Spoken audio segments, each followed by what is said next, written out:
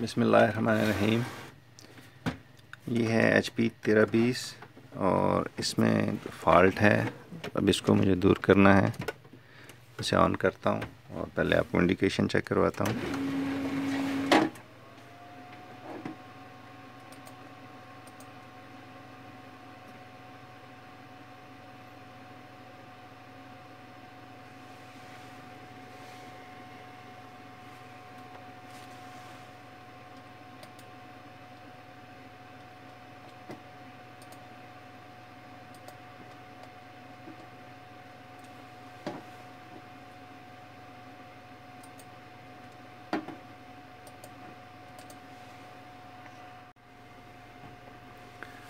तो ये मैंने जैसे ही इसको ऑन किया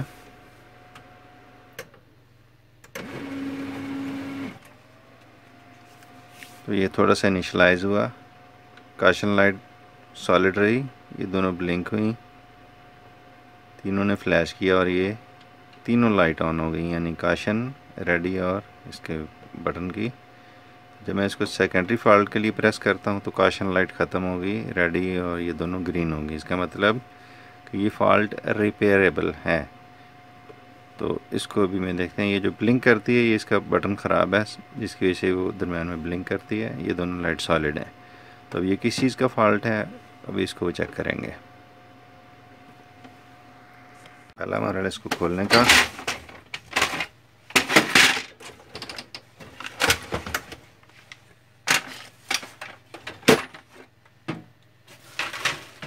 ट्रे टोनर कार्ट्रिज अलग करने के बाद मैं साइड कवर्स को खोलूँगा। साइड कवर के लिए मुझे इसको बैक साइड फ्रंट अपनी तरफ करनी पड़ेगी।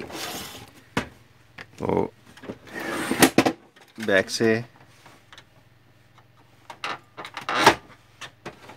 एक और ये दो, इनको मैं लूज़ करके ये सीधा आराम से ये खोल लूँगा। दोनों को खोलने के बाद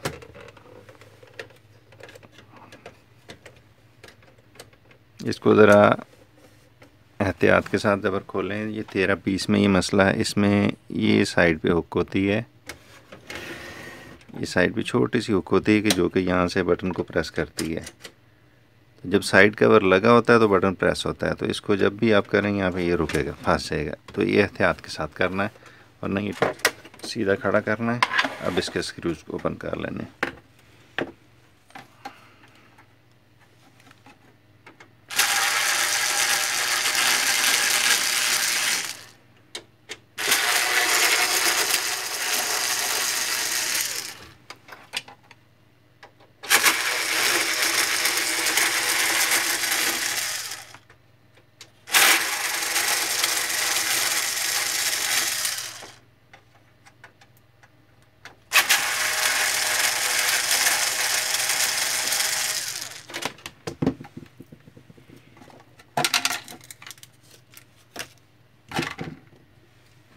तो इस 1320 के बैक खोलने के लिए पहले मुझे यहाँ से ये प्रेस करके ये डुप्लेक्स, ये जो है डुप्लेक्स ट्रे में फंसा होता है, इसको निकालना पड़ता है। उसके बाद इसकी डुप्लेक्स ट्रे निकलती है, ये डुप्लेक्सर ट्रे। इसको थोड़ा सा प्रेस करके इस तरफ को करेंगे और ये डुप्लेक्सर ट्रे निकल आई। उसके बाद इसकी वायरिंग खोल लूँगा, टॉप कवर अलग करूँगा, क्योंकि पहले मुझे इसका फ्यूज़र चेक करना है, फ्यूज़र यानी हीटर चेक करना है। उसके बाद फिर मैं अगर ज़रूरत पड़ी तो इसका मैं स्कैनर चेक करूँगा।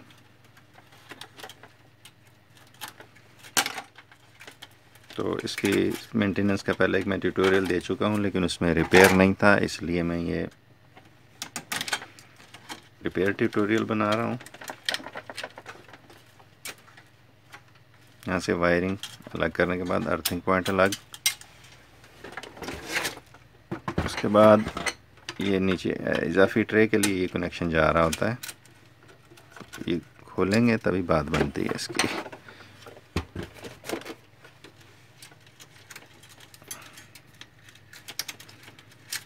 ये निकाल लिया और यहाँ से ये मोटर कॉन्टैक्ट निकाल लिए।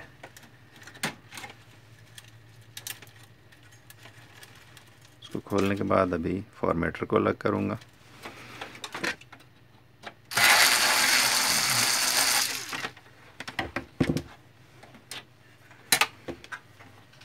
फॉर्मेटर के लिए मुझे 8 स्क्रूज 6 फॉर्मेटर के और 2 ये अलग करना होंगे, खोलना होगा इनको।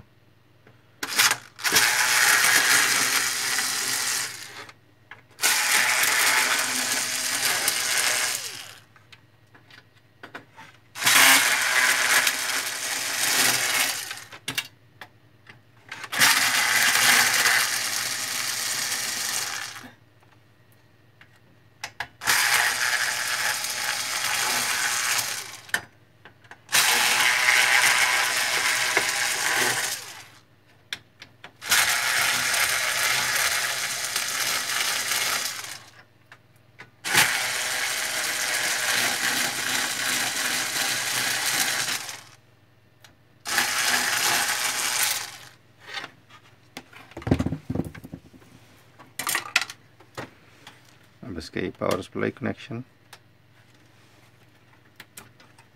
स्कैनर मोटर, कार्ट्रिज सेंस या टोनर की मिकदार को इंडिकेशन करने के लिए, और ये इसके पैनल का है। फॉर्मेटर अलग हो गया। उसके बाद 3 स्क्रू इधर से, 3 ही दूसरी तरफ से मैं खोलूँगा।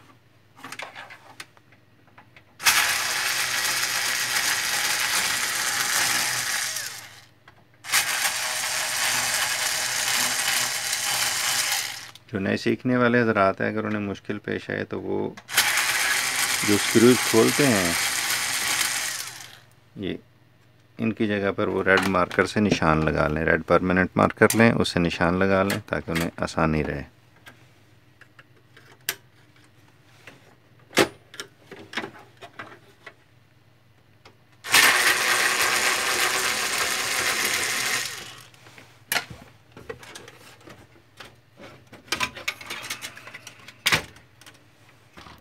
तो अभी इसके लिए फ़ैन, डुप्लेक्सर गियर बॉक्स और ये गियर्स को खोलने के बाद नीचे से इसके स्क्रू निकलेंगे, मैं वो 3 खोलूँगा।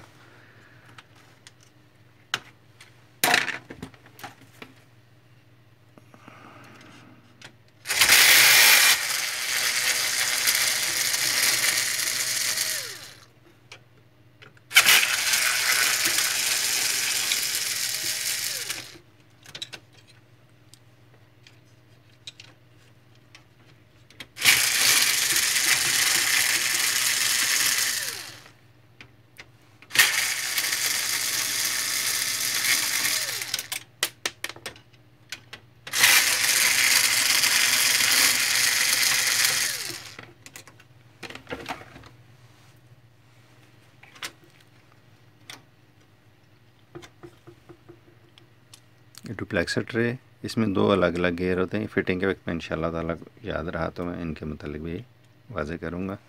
अगर ये उलट हो जाए तो क्या होता है।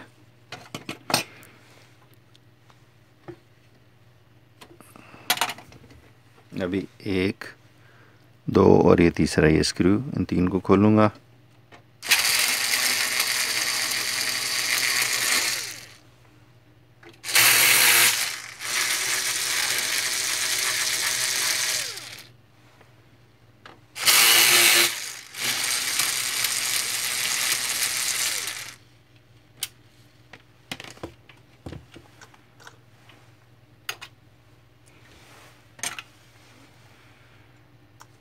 तो इन 3 स्क्रूज़ को अलग करने के बाद अब मैं इसका ये फ्यूज़र असेंबली निकाल सकता हूँ। इसको हल्का सा प्रेस करेंगे और ऐसे उठा लेंगे।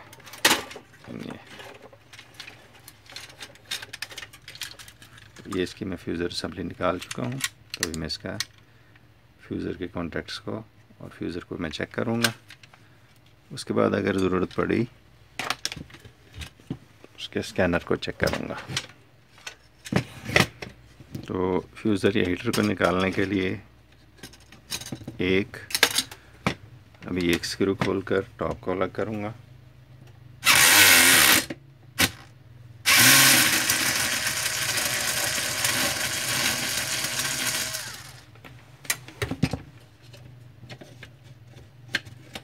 जो पेपर आउट रोलर्स हैं ये अलग कर लिए। ये फ्यूज़र कवर,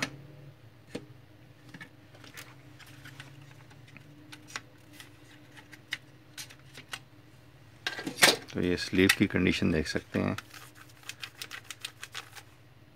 ख़त्म। ये एक अलग इशू है, लेकिन फिल वक्त मुझे इसका फ्यूज़र चेक करना है।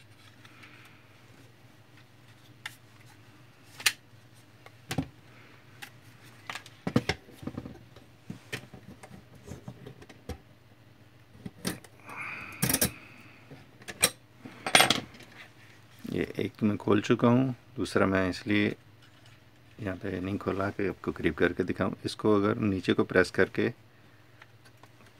ख़िलाफ़ घड़ीवार घुमाएं काउंटर क्लॉकवाइज, तो ये ऊपर को उठाएगा और इसको खोल सकते हैं हम। दोनों के प्रेशर के मैंने स्प्रिंग खोल लिए। अब इसके ये वायर्स अलग करें और ये फ्यूज़र या हीटर बाहर आ जाएगा।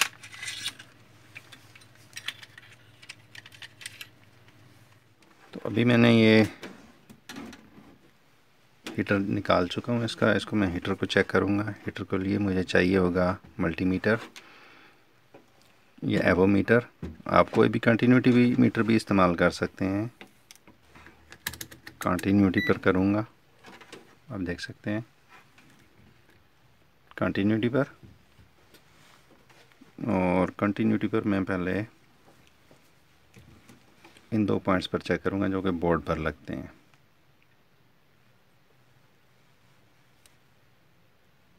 तो इनमें आप देख सकते हैं ये ओपन सर्किट। अब इन 2 पॉइंट्स पे चेक करूँगा। यहाँ पर आप देख सकते हैं ये अपनी रेजिस्टेंस शो कर रहा है, यानी कि मेरा ये हीटर या फ्यूज़र ये बिल्कुल ओके है। तो अभी मसला कहाँ पर है, अभी इनको छोड़कर ये अंदर से आने वाली एक वायर ये लूँगा और ये अंदर से आने वाली दोनों वायर्स हैं उन पर मैं कंटिन्यूटी चेक करूँगा। 1 और ये 2।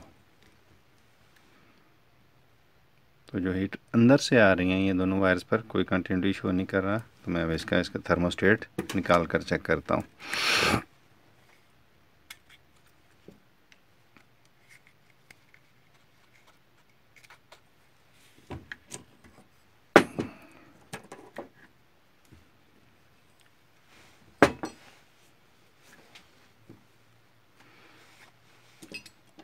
तो ये है इसका थर्मोस्टेट जो कि थर्मल कट ऑफ करता है। हीटर की हीट पूरी होने के बाद ये उसको कट ऑफ कर देता है।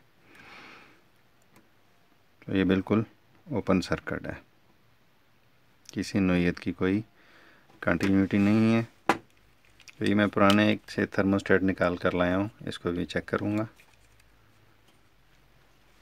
इन पॉइंट्स पर उसकी कंटिन्यूटी चेक करता हूँ।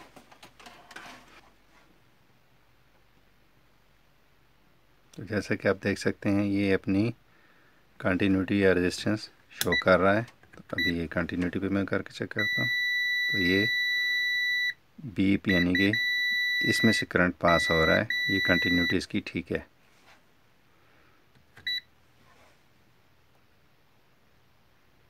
तो ये थर्मोस्टेट ओके। तो अब इसको मैं थर्मोस्टेट को लगाने के बाद मैं प्रिंटर को चेक करता हूँ।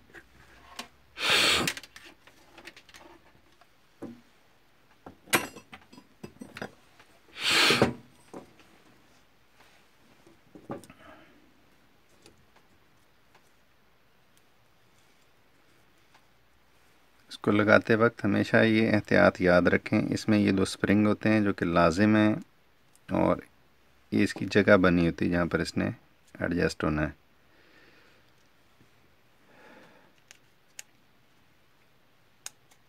ये अगर ये स्प्रिंग नहीं लगेंगे तो ये ऊपर से बॉडी उसको धक्का नहीं लगाएगी, तो ये पीछे हट जाएगा, तो वो भी मसला कर सकता है।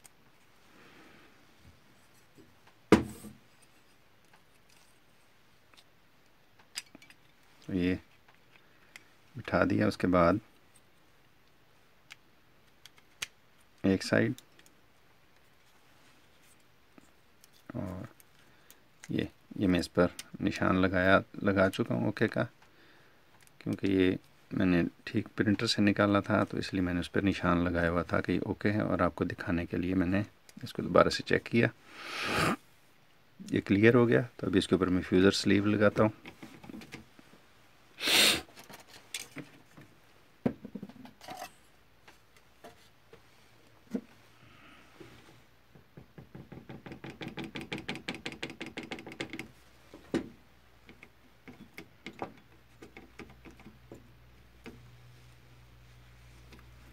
जैसा कि मैं तकरीबन हर वीडियो में जो मैंने इसके मतलब काम किया है, मैंने यही बतलाया है कि इसको अच्छी तरह से फैलाएं।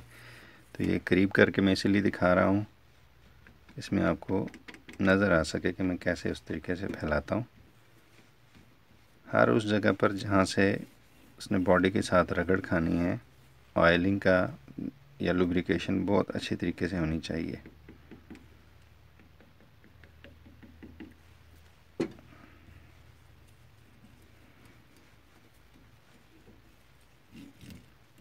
उसको अच्छी तरह से लुब्रिकेट करने के बाद ये इसमें ये रिंग हीटर के पावर की जानिब आता है।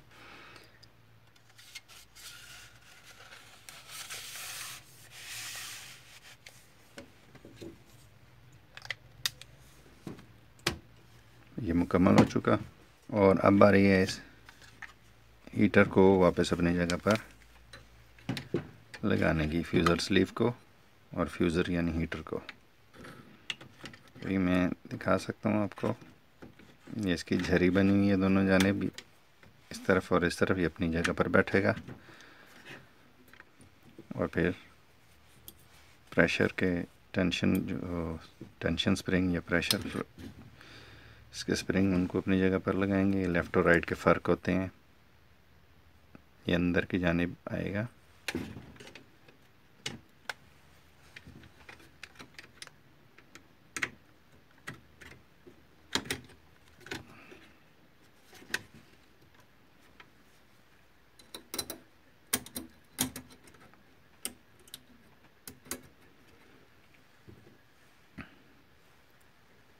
ये इसको बिठाने के बाद क्लॉकवाइज इसको प्रेस कर, ये हमेशा यूँ सीधा आएगा तो ये ठीक है, अपनी टेंशन बरकरार रखेगा। बाज़ औक़ात ख्याल नहीं करते। इसमें ये दो हैं जो कि अंदर की तरफ यहाँ से मंदर क्रॉस करके उसको क्लॉकवाइज घुमा देते हैं।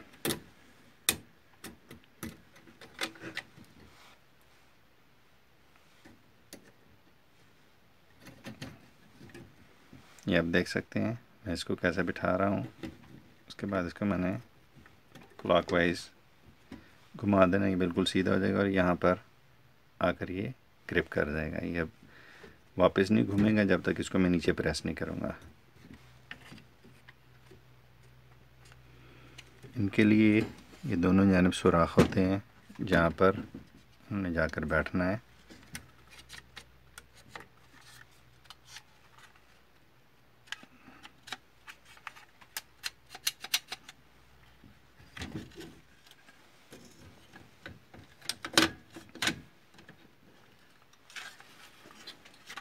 इसी तरह इसके भी ये दो सुराख हैं जहाँ पर ये अंदर जाकर ये बैठता है। एक नीचे होता है और ये ऊपर।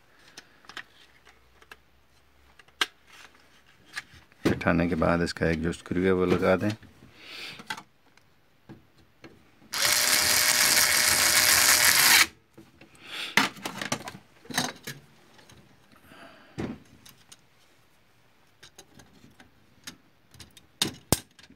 तो ये मुकम्मल हो चुका, क्योंकि यहाँ से मोटर और नीचे जो इजाफी ट्रे की वायर वो यहाँ से गुज़रनी है। तो उसके बाद हम इस हीटर के जो पावर कॉन्टैक्ट्स हैं उसको गुजारेंगे। तो अब इसको बंद करने के बाद मैं इन दो पॉइंट्स पर फिर आपको एक दफ़ा चेक करवाता हूँ, प्रिंटर को बंद करके टेस्टिंग का मरहला।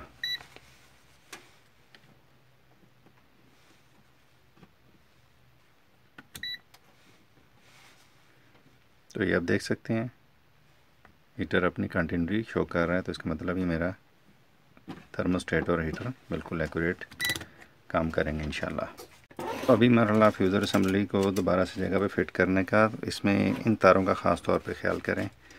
ये मोटर और उसके जो नीचे इजाफी ट्रे लगती है उसके लिए यहाँ से कनेक्शन गुजर रहे होते हैं। तो ये फ्यूज़र असम्बली की जहाँ से हीटर कॉन्टैक्ट सारे वहाँ से गुजरना मैंने आपको दिखाया था। तो अभी इसको एहतियात से फिट करेंगे। अब इसको लगाने का तरीक़ाकार ये मैंने बतलाया था कि मोटर और उसके कनेक्शन गुजरे होते हैं जो कि इस जगह से गुजरेंगे, तो इनके लिए एहतियात की ज़रूरत है। इन्हें एहतियात से साइड पे कर लें और पहले इसको बिठाएं। इसके बाद इसको लेवल पर लाकर थोड़ा सा बॉडी को साइड पे प्रेस करें और इसको आगे की तरफ धकेल लें। ये ट्रे नहायत एहतियात से अपनी जगह पर फिट होनी चाहिए। जैसे ये बैठेगा तो इसकी क्लिक की आवाज़ आएगी ये, और ये अपनी जगह पर ये बैठ चुकी है। अभी मैं इसके साइड के जो 6 स्क्रूज़ हैं मैं वो लगाऊंगा। उसके बाद फिर इसकी मैं वायरिंग की तरफ चलता हूँ। पहले मैं गियर साइड के लगाता हूँ, उसके बाद फिर मैं फार्मेटर साइड के लगाता हूँ। तो इसमें 1, 2 और ये 3 स्क्रू लगने हैं। उसके बाद ये वायर कहाँ से गुजारनी है वो मैं जूम करके दिखलाऊँगा। और फिर ये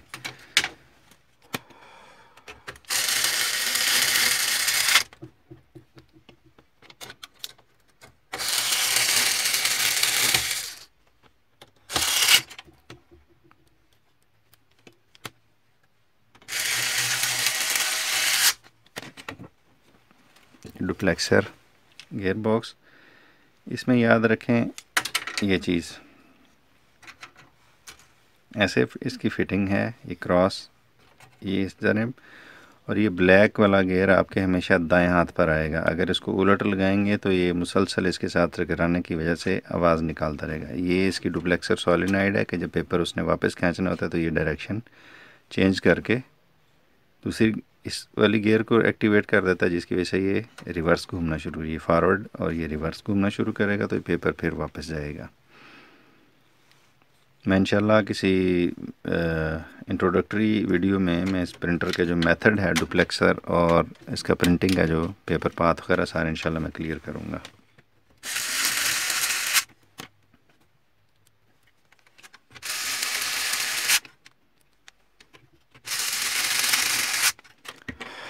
अभी बारी है इन वायर्स की। तो इनके लिए एहतियात की ज़रूरत है क्योंकि यहाँ पर जगह इस नौइयत की होती है कि वायर्स का नहायत एहतियात से गुजारा जाना ज़रूरी है।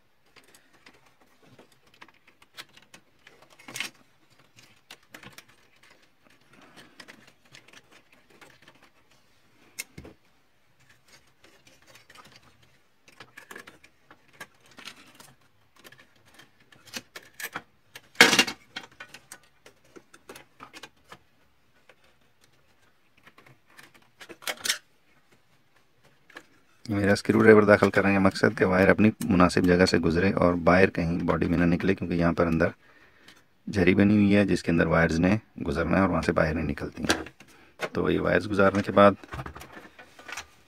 फ़ैन लगा दूँगा।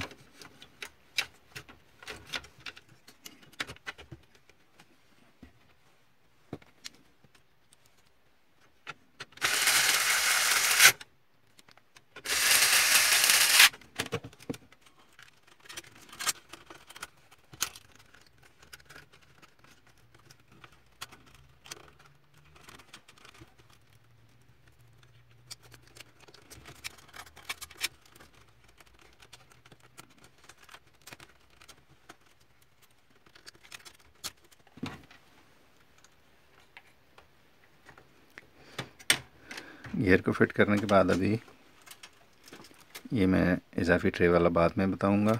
अभी मैं इसको बैक से वायरिंग गुजार लूँ।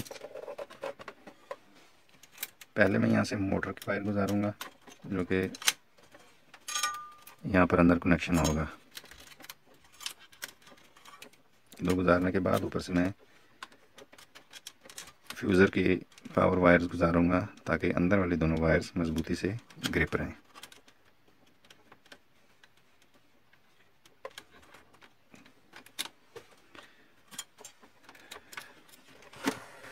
इनको फिट करने के बाद अभी मैं मोटर का कनेक्शन लगाता हूँ। ये इस मोटर कॉन्टैक्ट की लगाने की, तो ये एहतियात से देखें किस तरीके से लगना है।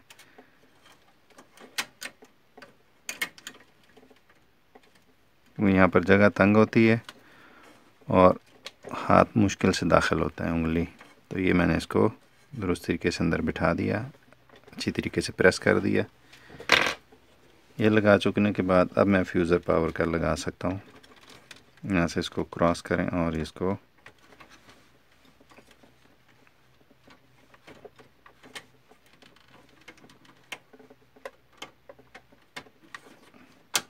ग्रिप कर दें। अब ये नीचे जो इजाफी ट्रे के लिए ये वायर आ रही है उसको क्रॉस करूँगा और उसको जगह पर बिठा दूँगा। ये वायर ना भी लगाई जाए तो उससे कोई हर्ज नहीं, क्योंकि हमारे यहाँ इसका ट्रे बहुत कम इस्तेमाल होता है, लेकिन वायर बहरहाल यहाँ से गुजर रही है तो हमें भी उसके मुताबिक चलना है। तो इसकी फिटिंग यहाँ पर आती है। अब मरहला बैक वायरिंग का, पहले अर्थिंग पॉइंट लगाऊंगा, उसके बाद ये वायर्स को हैंडल करने के लिए जो ग्रिप है इसकी,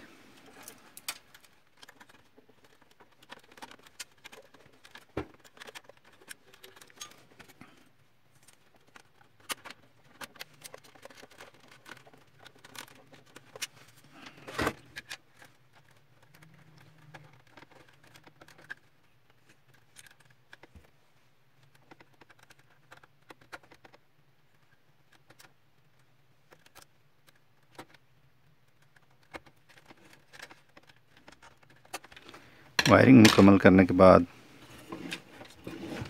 अब इसके स्क्रू और फॉर्मेटर लगाऊंगा। दूसरी जगह स्क्रू को लगाना,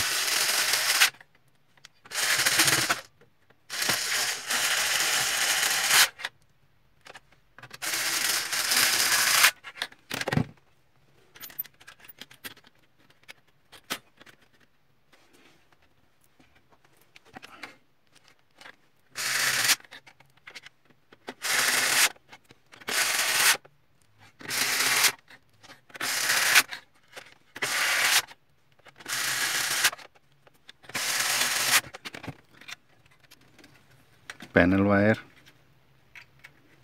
counter chip wire, scanner motor wire,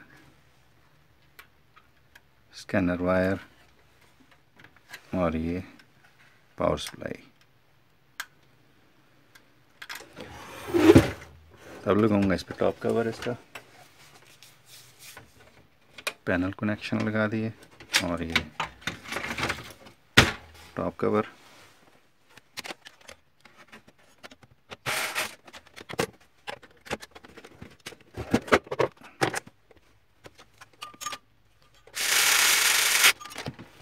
duplexer tray और बैक कवर की बारी।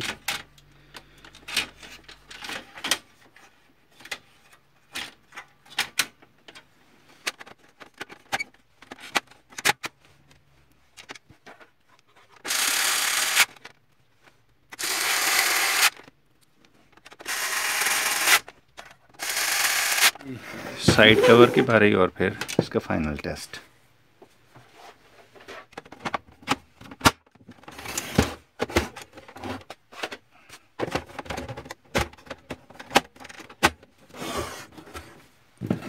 तो ये प्रिंटर मुकम्मल बंद हो चुका है,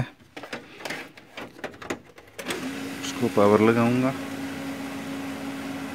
इंडिकेशन आप नोट करते रहें।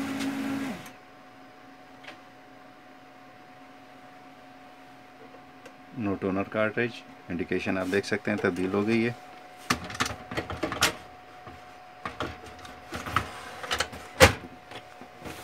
टोनर कार्ट्रिज लगा दी।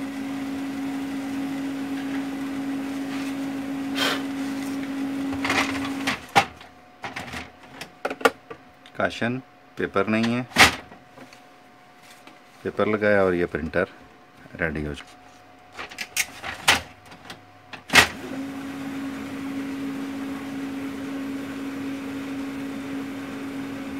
अभी इसका एक और डेमो पेज।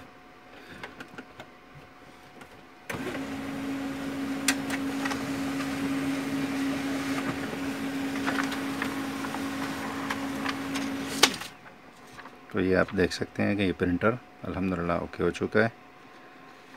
तो इस प्रिंटर में फॉल्ट था इस थर्मोस्टेट का।